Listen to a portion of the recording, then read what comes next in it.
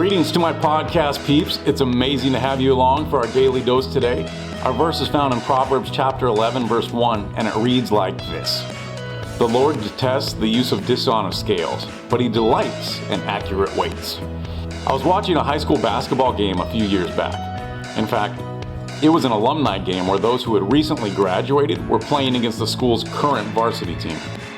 It wasn't a very close game. In fact, the alumni were crushing the varsity team by a score of something like 62-8 at halftime. It was a major blowout. However, all was not lost because enter the cheater. In this instance, it just happened to be the school's business manager. During halftime, he announced that if the crowd was able to raise $500 in donations towards the Worthy Student Fund before the third period began, the scores would be flipped around. In other words, the alumni would return from halftime only to realize that they were now losing 8-62. Well, some generous people were able to fulfill the request and the score was indeed flipped. The alumni just laughed about it and resolved not to let it rattle them. And it didn't.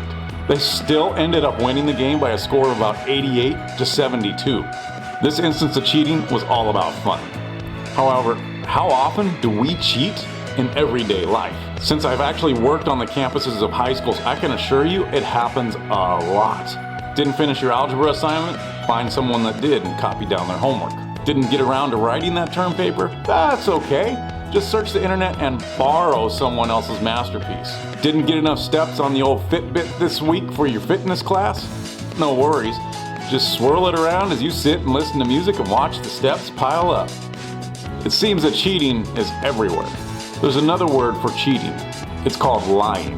And yes, it is actually one of the 10 commandments found in Exodus 20, verse 16. So why does God detest cheating and lying? Because it goes against the very fabric of the kingdom of God, which is love. How can we love others while cheating and lying against them? How can we say we desire a Christ-like character, yet not actually follow his example? We've got to be honest, even when we think we won't get caught. I mean, that's the real test of character, being obedient even when no one is looking. Cheating harms our very souls, even if we think no one else gets hurt in the process. Cheating and lying are tricks of the enemy. Family, we've got to stop following his lead and start following the one who never, ever cheated.